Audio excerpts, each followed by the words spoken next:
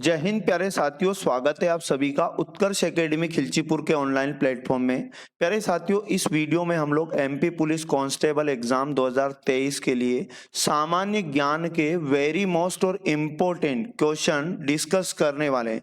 प्यारे साथियों, यकीन मानिएगा बिल्कुल सिलेक्टेड और इम्पोर्टेंट क्वेश्चन ही इस वीडियो में लिए गए हैं, इसलिए पूरे वीडियो में लास्ट तक आपको बने रहना है। और इस क्लास का पीडीएफ आप हमारे टेलीग्राम से डाउनलोड कर सकते हैं। टेलीग्राम का लिंक आपको डिस्क्रिप्शन में मिल जाएगा। 16वां पार्ट आज हम लोग डिस्कस करेंगे। इससे पहले हमारे 15 पार्ट कंप्लीट हो चुके हैं। यदि आप बाकी के पार्ट भी देखना चाहें तो प्लेलिस्ट आपको मिल जाएगी, जहां जाकर आप बाकी के पार्ट भी देख सकते हैं। प्यारे साथियों, यदि आप चैनल पर पहली बार आए तो चैनल को सब्सक्राइब कर लें और बेल आइकन को ऑन कर लें, जिससे आपको सभी क्लास का नोटिफिकेशन तुरंत मिल पाएगा।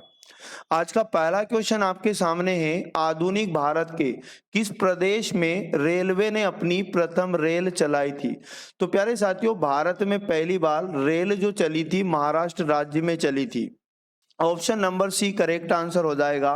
और याद रखिएगा, भारत में पहली बार जो रेल चली थी 1853 में चली थी और मुंबई से ठाणे के बीच में 34 किलोमीटर के दायरे में यह ट्रेन चलाई गई थी।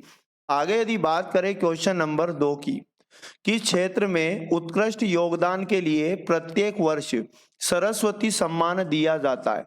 तो प्यारे साथियों, सरस्वती सम्मान याद रखिएगा साहित्य के क्षेत्र में उत्कृष्ट योगदान के लिए दिया जाता है। ऑप्शन नंबर सी सही जवाब आपको याद रखना है। और याद रखिएगा, एग्जाम के अंदर सरस्वती सम्मान की स्थापना पूछ सकता है, तो 1991 में याद रखिएगा इसकी स्थापना की गई थी। और ये याद रखिएगा के बिड़ला फाउंडेशन के द्वारा दिया जाता है। और पहला सरस्वती सम्मान जो मिला था डॉक्टर हरिवंश राय बच्चन को दिया गया था। अगले क्वेश्चन की 3 नंबर की यदि बात करें, बरगी परियोजना किस नदी पर स्थित है? तो प्यारे साथियों, बरगी परियोजना याद रखिएगा नर्मदा नदी पर स्थित है। Option number B correct answer हो जाएगा। और याद रखिएगा, ये बरगी बांध का नाम है, नर्मदा नदी पर बनाया गया, लेकिन कहाँ अगर एग्जाम में पूछ ले तो मध्य प्रदेश के जबलपुर में ये परियोजना है।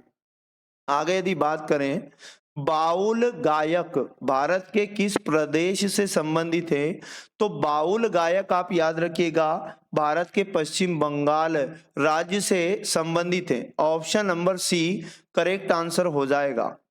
क्वेश्चन नंबर 5 और most important question, Kargil Vijay Diwas कब मनाया जाता है? तो प्यारे साथियों, कारगिल विजय दिवस प्रतिवर्ष 26 जुलाई को मनाया जाता है। Option number D correct answer हो जाएगा।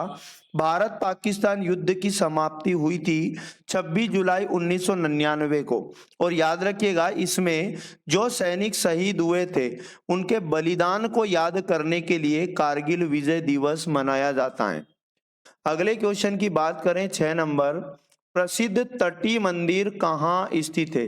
प्यारे साथियों, प्रसिद्ध तटीय मंदिर अगर एग्जाम में पूछे याद रखिएगा तो महाबलीपुरम में स्थित है। Option number C correct answer हो जाएगा। अब महाबलीपुरम किस राज्य में पड़ता है? तो आपको याद रखना है तमिलनाडु। और मैं आपको बता दूं, इस मंदिर को दक्षिण भारत के सबसे प्राचीन मंदिरों में माना जाता है। आगे यदि बात करें 7 नंबर की, भारत छोड़ो आंदोलन की शुरुआत कब हुई थी? तो भारत छोड़ो आंदोलन की शुरुआत याद रखिएगा 1942 में हुई थी। ऑप्शन नंबर ए बिल्कुल करेक्ट आंसर है। और ये 1919 डेट भी इंपॉर्टेंट है। जलियांवाला बाग हत्याकांड सन 1919 में हुआ था। और 1945 डेट भी याद रखना है। सन 1945 में याद रखिएगा संयुक्त राष्ट्र संघ की स्थापना हुई थी। क्वेश्चन नंबर 8 की यदि बात करें, भारत में ब्रिटिश ईस्ट इंडिया कंपनी द्वारा प्रथम डाकघर कहाँ स्थापित किया गया था? तो भारत में ब्रिटिश ईस्ट इंडिया कंपनी के द्वारा जो पहला डाकघर स्थापित किया गया था याद रखिएगा कलकत्ता में। ऑप्शन नंबर ए सही जवाब है। अब डेट पूछ ले कि कब स्थापित किया गया था, 1927 डेट आपको याद रखना है। अच्छा, एक बात इंपॉर्टेंट याद रखिएगा, भारत में प्रथम डाक व्यवस्था याद रखिएगा लॉर्ड क्लाइव के द्वारा 1766 में स्थापित की गई थी। तो ये फैक्ट भी वेरी मोस्ट इंपॉर्टेंट है। क्वेश्चन नंबर 9 है हमारे पास, अंतरिक्ष में जाने वाला पहला भारतीय कौन है? तो याद रखिएगा, अंतरिक्ष में जाने वाला पहला भारतीय राकेश शर्मा है। Option number C correct answer है। मैं आपको बता दूं, ये Kalpana Chawla very most important है। भारतीय मूल की प्रथम महिला अंतरिक्ष यात्री कल्पना चावला, आपको याद रखना है।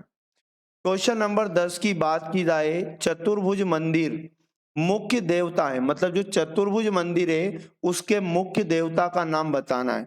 तो भगवान विष्णु आपको याद रखना है। ऑप्शन नंबर सी सही जवाब है। और चतुर्भुज मंदिर मध्य प्रदेश के छतरपुर में स्थित है, इतनी जानकारी भी इंपॉर्टेंट है। क्वेश्चन नंबर 11, मध्य प्रदेश में मैग्नीज निम्न में से किन जिलों में पाई जाती है? तो मध्य प्रदेश में मैग्नीज याद रखिएगा बालाघाट एवं छिंदवाड़ा जिलों में पाई जाती है। ऑप्शन नंबर सी बिल्कुल सही जवाब है। क्वेश्चन नंबर 12 हमारे पास है, भारत सरकार अधिनियम 1935 का संबंध किससे है? तो भारत सरकार अधिनियम 1935 का संबंध प्रांतीय स्वायत्तता, याद रखिए। ऑप्शन नंबर डी सही जवाब है।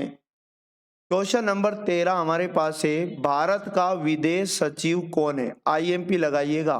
पिछली एग्जाम के अंदर भी भारत का विदेश सचिव पूछा था। तो अभी जो हमारे वर्तमान में विदेश सचिव है विनय मोहन क्वात्रा, आपको याद रखना है। Option number B correct answer है। अच्छा, मैं एक इंपॉर्टेंट बात आपको बता रहा हूं, भारत के पहले विदेश सचिव अगर एग्जाम में पूछ ले तो आपको याद रखना है पी.एस. मेनन।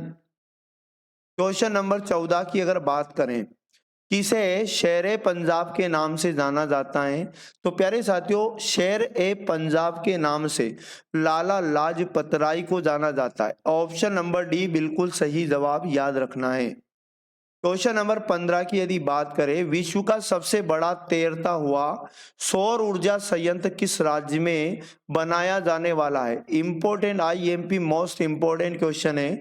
तो विश्व का सबसे बड़ा तैरता हुआ सौर ऊर्जा संयंत्र भारत के मध्य प्रदेश राज्य में बनाया जाने वाला है। ऑप्शन नंबर बी सही जवाब, याद रखना है। और मध्य प्रदेश के खंडवा में से बनाया जा रहा है और इससे 600 मेगावाट बिजली उत्पादन होने की उम्मीद है। और इसकी कीमत याद रखिएगा 3000 करोड़ रुपये से भी अधिक होगी। तो प्यारे साथियों, ये थे वेरी मोस्ट और इम्पोर्टेंट अति महत्वपूर्ण क्वेश्चन। यकीन मानिएगा एग्जाम के अंदर इस सीरीज से बहुत ज्यादा आपको फायदा होगा, इसलिए प्रतिदिन इस सीरीज को जरूर वॉच किया करें। एक मात्र थोड़ा सा समय आपके जीके का बहुत बढ़िया रिवीजन करा देगा, इसलिए प्रतिदिन इस वीडियो को जरूर देखा करें और पढ़ते रहिए, मेहनत करते रहिए, सिलेक्शन एक दिन जरूर होगा। मिलेंगे नेक्स्ट वाले पार्ट में। जय हिंद, जय भारत, वंदे मातरम।